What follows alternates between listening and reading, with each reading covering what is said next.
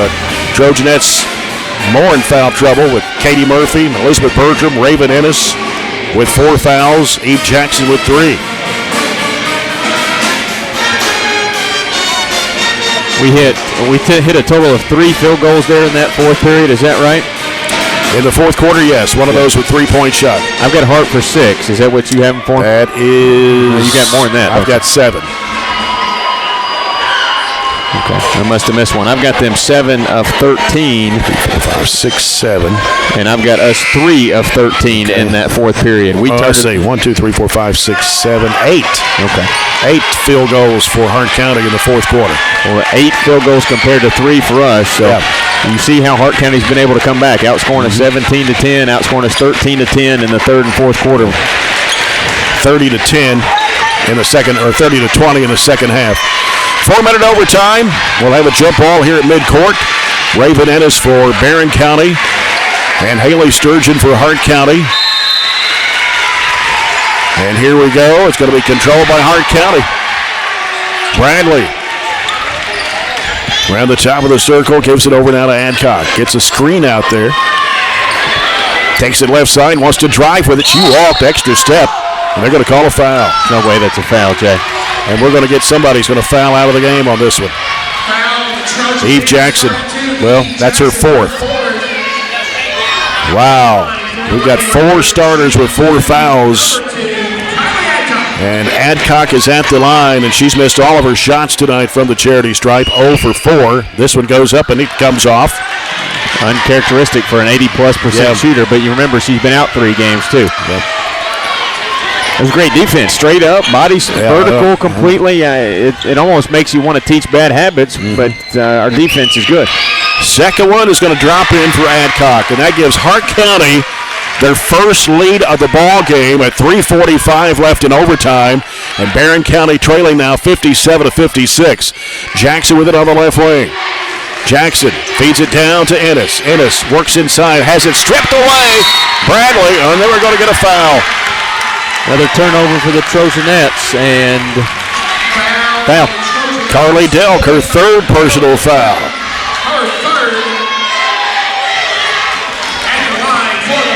Double bonus for Dee Bradley, and she is 4 of 5 at the foul line tonight.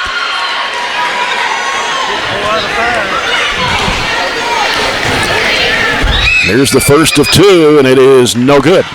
Jay, that last possession right there accounted for our 27th turnover. And you wonder why we're in overtime. Yeah. Bradley, 65.6% shooter. Missed them both. Ball's tapped by Delk and grabbed by Murphy. Trojanettes could use a bucket here, 3:26. Got to get things rolling. Jackson with the basketball. Throws it across the lane. Murphy, layup good. Good look. Give Ennis, the Edward Jones Financial Advisor, Jamie Harris assist on that one. Barren goes back up 58-57. Bradley, right of the lane. Thompson throws up the shot. It's no good. Bertram with a rebound for Barren. Gives it off to Katie Murphy. Katie Murphy on the left side. Almost slipped and fell. Takes it, starts, lobs it down into Ennis. Puts it up. Foul. Going to be called on Christie. That's 4 on Christie. And the 10th team foul of the second half against Hart County. So both teams in a double bonus. Got 2:55 to go here in the overtime period. And Raven Ennis tonight has hit all 4 of her free throws. They came in the first half. First one is good. 72.2% foul shooter on the year. 5 of 5 at the line. 16 points for Ennis. Second one's good. 17 for Raven Ennis. Barren back up by 3, 60-57 with 2:52 left in OT. Bradley with the basketball for Hart County against Katie Murphy. Feeds it inside. Here's a shot going up. It's no good. Delk with a rebound off the missed shot from Sturgeon. Just wondered they hadn't called a foul there. Yeah, they missed both their field goal attempts here. Ennis with it on the left wing. Feeds it in there. It's Murphy going up. Blocked and taken away by Christie. Bradley weaving into the front court, right side. Adcock fakes, baseline shot, got it. Passed up a 3. She's a good 3-point shooter, but had a wide open look from 2. 60-59, Barren County with 2:15 to play. We're in the overtime. here in Montfordville tonight. Katie Murphy, bounce pass, almost stolen away, and it is. Sturgeon goes to the bucket, puts it up, missed it. Bradley and Murphy tie it up. Nope, they're going to call the foul. That's Katie's fifth. Yep, she'll have to go to the bench. The person we probably least need to foul out because of what she was trying to start to create on the offensive end as far as a zone look is concerned.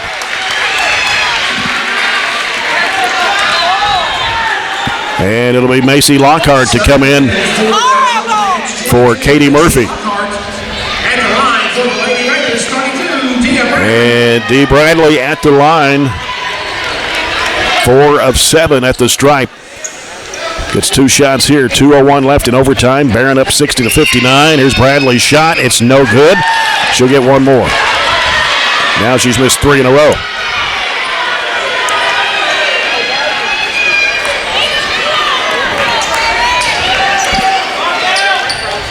And the second shot is on the way, and it's going to drop in 4. Back where we started. Ties it up at 60 apiece. 2 minutes left in overtime. Ennis with the basketball. Fires it over to Lockhart. Drives in. Trying to go up with a shot and a foul call. Good aggressive move by Macy. Foul on Christie. She's going to be fouling out of the ball game for Hart County. First starter to foul out for the Lady Raiders. Finishes the night with 5. They don't go very deep. And, well, she's out. You got to bring her in. Setting in for the Lady Raiders 14, August Neal.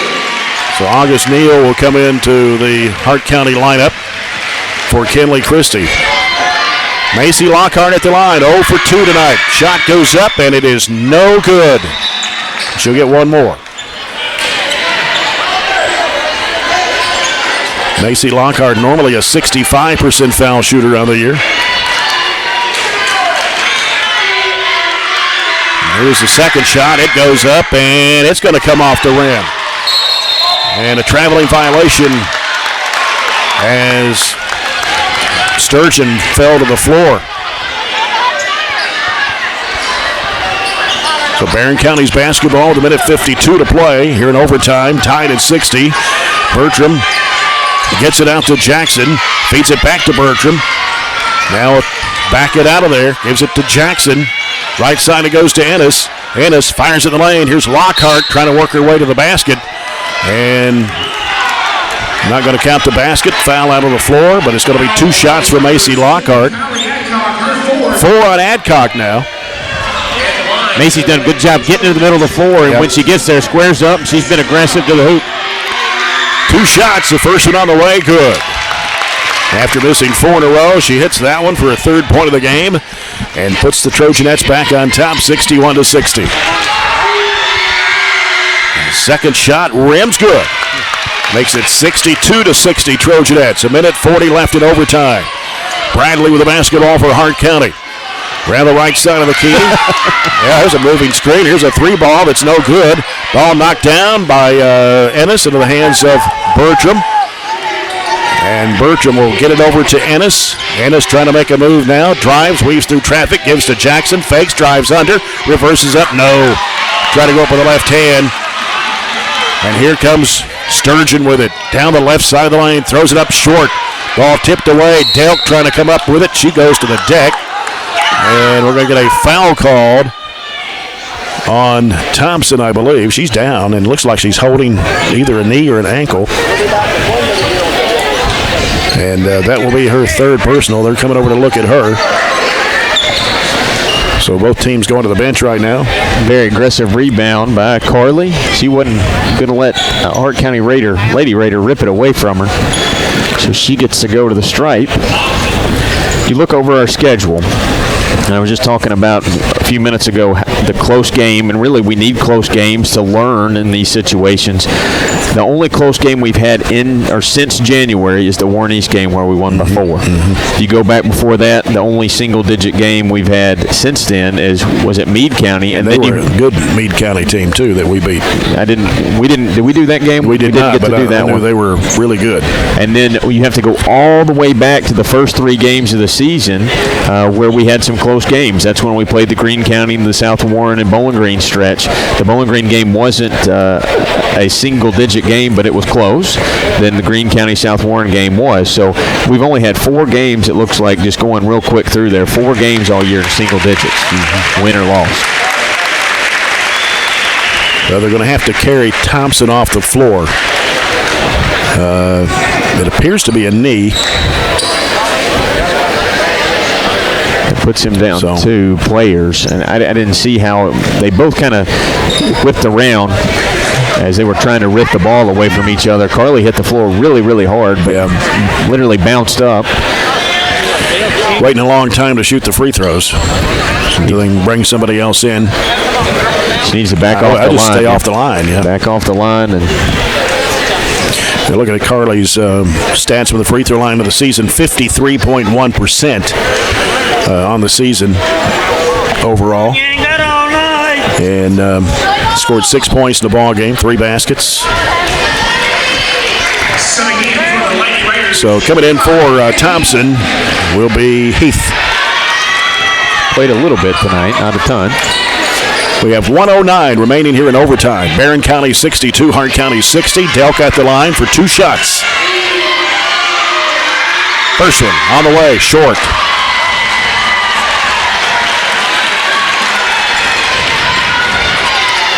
So we'll have one more.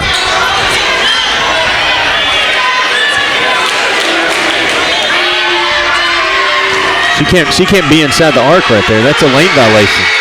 The second one is good.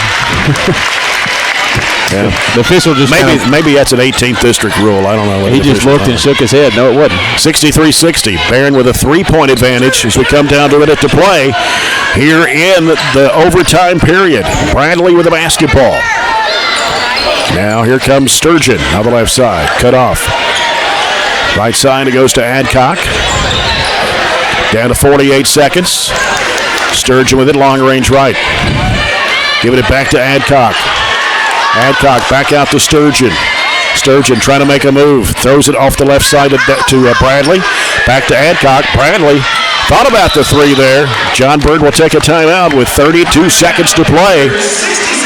They need a 3 to tie it with 32.1 to go here in overtime. It's Barren County 63, Hart County 60.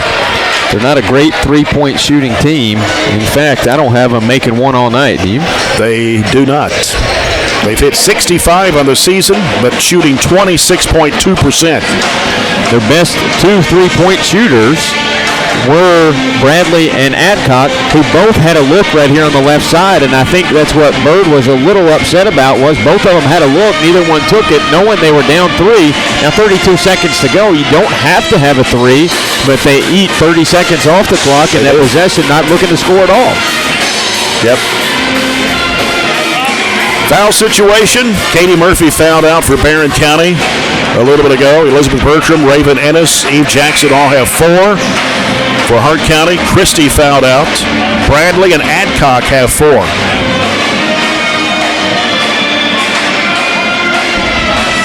I think we still have both of our timeouts. We had one carryover, added one for the overtime. Right. Hart County just has 1 left now.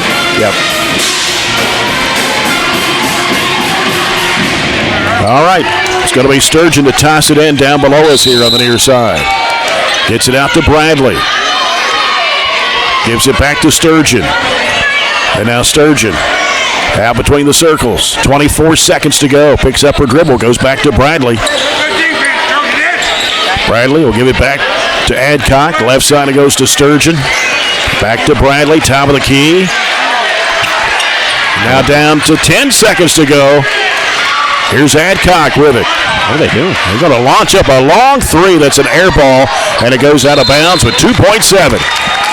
Not sure that's the way they wanted it drawn up. They had plenty of looks at it, and they ended up dribbling further away from the basket. Credit our defense.